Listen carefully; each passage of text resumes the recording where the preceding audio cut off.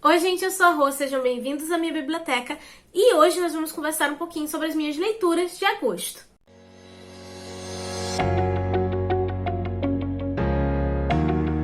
Antes de qualquer coisa, eu quero já pedir desculpas porque eu tô com um pouco de dor de garganta, meio resfriada, então talvez a minha voz fique um pouco estranha na gravação, tá? Mas tô bem. Então assim, qualquer coisa, desculpa. E talvez a iluminação também não esteja tão boa, porque está nublado e chovendo pra caramba aqui. Mas, de qualquer forma, vamos conversar sobre essas leituras. Eu achei que eu li poucos livros físicos e eu acabei ouvindo bastante audiobooks esse mês.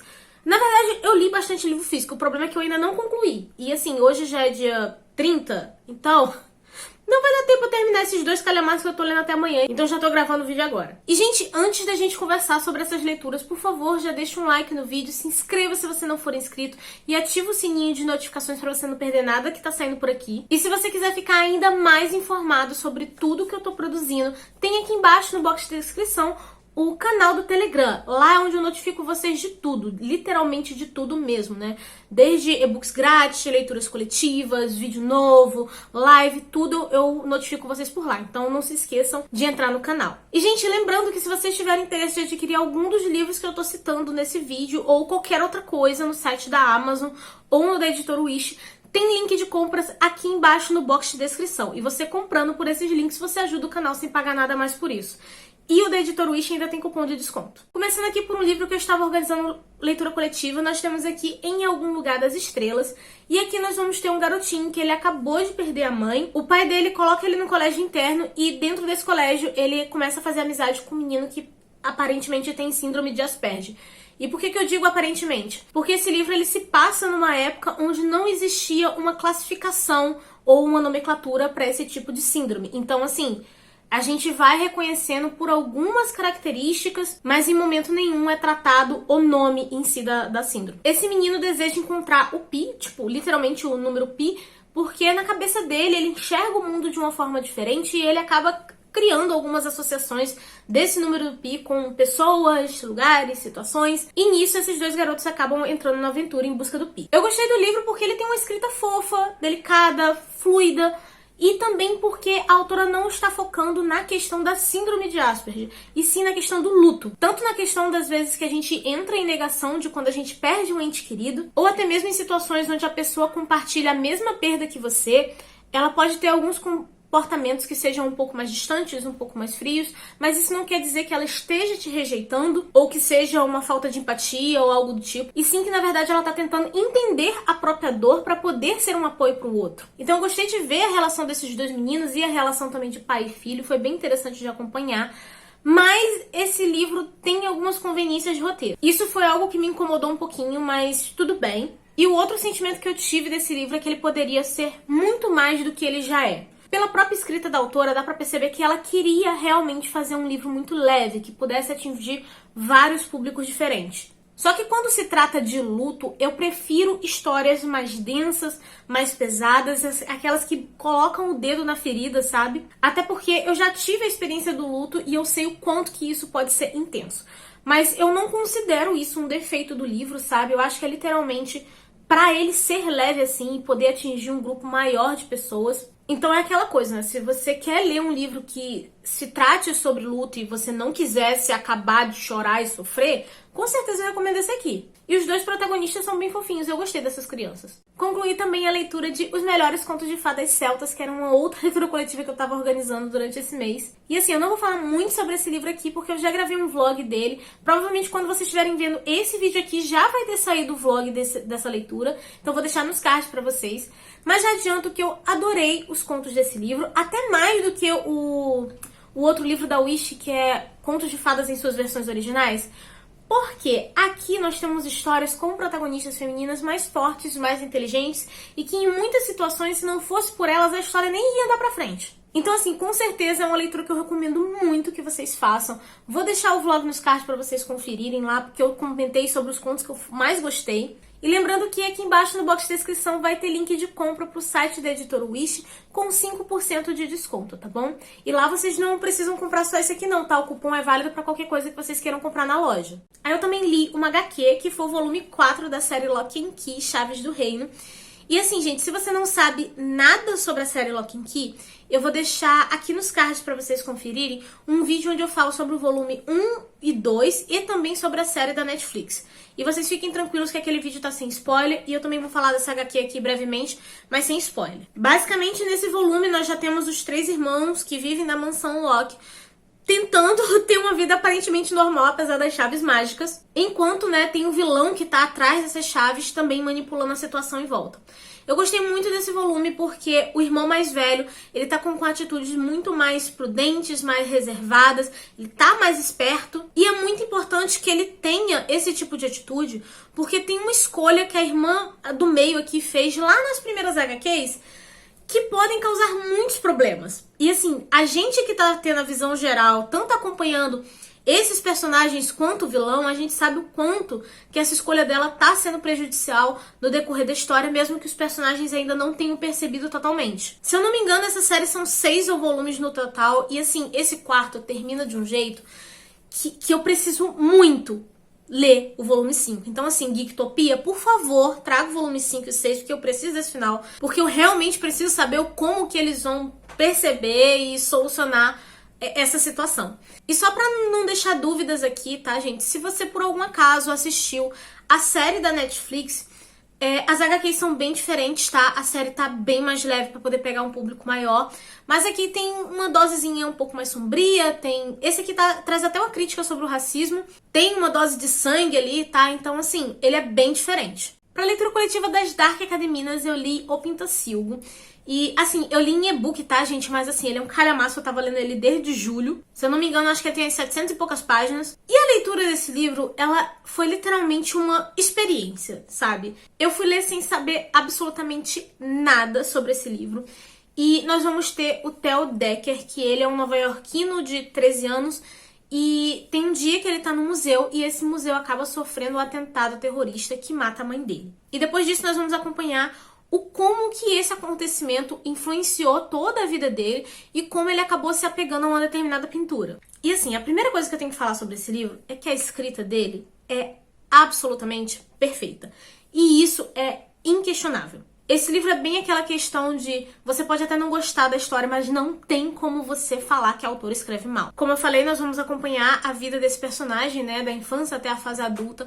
E na fase da infância, ela é realmente muito triste, porque você vê uma criança vivendo numa situação de negligência por causa da ausência da mãe, você vê o personagem se afundando e totalmente sem amparo. E as descrições que a autora faz do sentimento dele, né, da questão do luto, é perfeita. Quem já teve a experiência do luto vai saber que é exatamente assim que funciona. Talvez se você não tiver tido nenhum tipo de experiência de luto na sua vida, você não vá sentir tanto, né? Mas pra quem já teve, vai reconhecer sentimentos e sensações ali naquele menino, sabe? Só que eu senti falta de algumas coisas durante a leitura, né? Porque assim, ela tava com a escrita tão perfeita que apesar de ser um calhamaço e realmente ter muitas cenas descritivas, eu não me senti em nenhum momento cansada, mas eu ficava do tipo, eu quero saber mais. Por exemplo, eu queria saber mais sobre como o atentado terrorista afetou as pessoas, né? Porque ela acaba não se focando muito nisso, ela foca totalmente nos sentimentos do Theo, mas eu queria ver como que isso influenciou a vida, né, de todos ali em volta. Também queria saber mais sobre o período do Theo na universidade e acabou não tendo. E como eu falei, né, eu gostei muito do início toda essa questão do luto do personagem, porque ele era uma criança e eu acabei me apegando muito. Eu conseguia entender os sentimentos dele, mas ele passa por tanta coisa na vida dele, por causa assim do estado de negligência que ele estava vivendo, que ele acaba se tornando uma pessoa completamente diferente, sabe, do que ele seria se ele tivesse numa condição normal. Então você vê aquele garotinho fofinho que, né, você queria acolher ele ali, você vê ele se tornando uma pessoa horrível. E o pior é que a pessoa que ele se torna faz sentido. É um livro muito longo, tem muita coisa realmente triste que acontece na vida do Theo. Então, assim, eu gostei do livro, eu realmente gostei, eu achei a escrita da autora incrível, eu com certeza vou querer ler os outros livros dela, mas eu reconheço que esse não é um livro para todo mundo, tanto por questões, né, do que acontece no decorrer da história, como pelos temas que ele trata, né, afinal de contas ela tem uma coisa, assim, bem crua no sentido de falar sobre o luto, falar sobre drogas também. Então, é aquela coisa, eu gostei, mas eu não recomendaria pra todo mundo. Aí, agora, vou começar a falar dos audiobooks, né? Porque, assim, os livros físicos que eu tô lendo eu não terminei.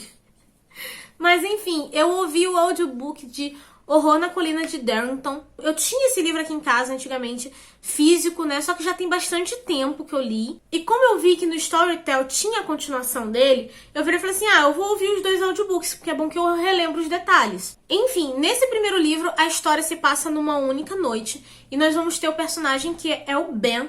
E ele tá na casa dos tios dele, né? Ajudando a cuidar da priminha pequena, porque a tia dele tá doente e acamada. Só que durante essa noite vão acontecendo algumas coisas estranhas, ele tem algumas visões, a casa parece esconder alguns segredos, incluindo uma conspiração que faz o personagem duvidar da própria sanidade. E basicamente nós vamos acompanhá-lo tentando salvar a prima dele de dentro dessa casa durante essa noite. A escrita é muito fluida e o formato que ele é feito, de ser assim, uma noite, faz você ler muito rápido, porque é como se você estivesse assistindo um filme, sabe? Esse é o tipo de livro que é feito pra você ler numa sentada. E ele acaba numa cena que já emenda, né, com a Dança da Escuridão, que é o 2º volume, né? Isso aqui, pelo visto, é uma duologia. E nós vamos estar acompanhando, né, as consequências daquela noite, né? O que vai ser daqui pra frente, só que uns 10 anos depois. Só que assim, foi daí que a história começou a desandar completamente. Sério, eu não sei o que aconteceu. Essa duologia, ela é até difícil de você ver como 2 livros separados, né? Porque é muito assim, parece que só trocou o capítulo, tá? Mas eu não sei o que houve, porque a qualidade caiu muito, sabe? Eu gostei bastante do primeiro livro. Só que nesse segundo, tinha momentos que eu achava que, tipo assim, não, isso não saiu da cabeça da mesma pessoa que fez aquela história tão legal. Tem diálogos muito expositivos, sério, muito mesmo. Tem muita repetição do tipo assim, quando é uma série e o autor escreve o 2º livro, por exemplo, muito tempo depois de ter tido o primeiro, é compreensível que tenha algumas coisas, alguns diálogozinhos que sejam um pouco expositivos, mas que tragam informações relacionadas ao primeiro livro, porque às vezes o leitor leu com um espaço de tempo muito grande e ele precisa realmente lembrar daquelas situações. Isso, tudo bem. O problema é que aqui, além dele fazer isso, às vezes ele faz de um capítulo pro outro. Tipo, aconteceu um negócio no capítulo 3, no 5 ele repete a informação e tipo, tu fica, pra quê? E tudo isso faz o livro se tornar muito repetitivo e muito cansativo. E olha que nem é um livro longo. Tem um determinado plot ali que era pra ser uma surpresa, mas eu achei que ficou bem deslocado, sabe? Que tu olha assim, tu tipo, pra que isso tá aqui? Aí lá na frente você vê que ele botou um outro negócio, que ele precisava desse ponto, mas era uma conveniência de roteiro bem ruim, tá? E tem cena de violência que eu achei assim desnecessária, porque ela botou ali como um flashback e eu fiquei, ué, pra quê? Então assim, eu achei esse livro muito decepcionante. Muito. Com certeza ele vai entrar na minha lista de decepções do ano. E o pior é que aqui a queda do cavalo pra mim ainda foi maior, porque eu gostei bastante do primeiro livro. Eu só não sei o que passou na cabeça do autor no segundo. Aí o outro audiobook que eu ouvi foi o do Gigante Invisível. E aqui nós vamos ter a Zaya, que é uma menina que ela encontra um conforto, né, nos animais, na natureza, após a morte da mãe dela. Mas ela acaba tendo uma habilidade inesperada, que é enxergar um gigante. E, assim, as pessoas daquele local falam que gigantes não existem mais, mas essa menina tá vendo esse gigante se aproximar da cidade e ela tenta avisar e ajudar as pessoas, mesmo que essas pessoas não acreditem nela. Eu acho muito nobre a atitude da Zaya, né? É um comportamento caridoso e solidário. Não sei se eu sou uma pessoa tão evoluída pra isso, mas é bonito de você ver o como que ela, junto com só mais uma pessoa, realmente está se dedicando a ajudar aquelas pessoas. Quando vocês lerem ou ouvirem o audiobook, vocês vão perceber que tem uma espécie de metáfora religiosa e até espiritual. Não vou falar aqui o que é, eu acho que ela é bem clara quando você escuta a história. E mesmo assim eu gostei bastante, tá? Eu fiquei bem surpresa porque eu não imaginava que eu poderia conhecer uma história assim do mesmo autor de Drácula, né? Porque esse foi o ponto que me fez ir ouvir esse audiobook. Foi porque eu vi Bram Stoker e eu fiquei assim, ué? Tem esse conto dele? Eu não conhecia. Mas foi uma obra bem interessante de conhecer. Há um tempo atrás, vocês sabem que eu li o Retrato de Dorian Gray, e eu li naquela edição que é comentada e tem a história do autor, tudo bonitinho, da Biblioteca Azul. E uma das notas, né, que tinha lá, que eles comentam sobre inspirações e coisas da época que o Oscar Wilde viveu, fala que ele teve um pouquinho da inspiração na história de Fausto, né, o mito de Fausto. E eu tava muito curiosa para ler esse livro. Eu ainda não comprei a versão, assim, original, mas eu ouvi o audiobook, né, que é uma adaptação do Del Candeias. Inclusive, essa adaptação tem uma linguagem muito simples. E aqui nós vamos ter um personagem absurdamente inteligente e, após ele fazer uma grande descoberta, ele se sente extremamente vazio. O sentido da vida acaba para ele até ele encontrar e fazer um pacto com Mefistófeles, que é um homem, assim, mágico, misterioso, que promete pra ele nada mais, nada menos do que o sentimento de completude. Nós vamos acompanhar os sentimentos desse personagem e as consequências dessa escolha que ele fez. Nós vamos ver muito da ganância e da soberba humana, mas também o como você pode, né, ter a rendição através do arrependimento. É uma história interessante, eu gostei de acompanhar, mas eu acho que ouvir essa adaptação não saciou totalmente a minha curiosidade. Eu acho que, na verdade, eu fiquei com mais vontade de comprar o original e ler o original. Mas enfim, é uma leitura aí que eu recomendo, ou você escutar, no caso, o audiobook, e que talvez faça você refletir sobre alguns aspectos aí da vida. E bem, gente, é isso. Essas foram as minhas leituras. Eu sei que tem mais audiobook do que livros físicos, e isso para algumas pessoas pode parecer que eu tô roubando nas leituras do mês, sei lá. Mas é porque eu tô lendo muitos calhamaços seguidos, sabe? Então eu tô lendo mais 2 que não deu tempo de terminar esse mês. Eu vou terminar no iníciozinho de setembro. Mas aí em setembro a gente conversa mais sobre as próximas leituras. Eu espero que vocês tenham gostado do vídeo. Lembrando que aqui embaixo tem link de compra para todos esses livros que eu citei. Você comprando por esses links, você super ajuda o canal sem pagar nada mais por isso. Não saia do vídeo sem deixar um like, sem se inscrever no canal. E ative também o sininho de notificações. Comentem aqui embaixo se vocês já leram algum desses livros, se vocês ficaram interessados. Vamos conversar, tá bom? E, gente, eu vou ficando por aqui. A nossa conversa continua nos comentários. Eu vejo vocês no próximo vídeo. Beijo e tchau!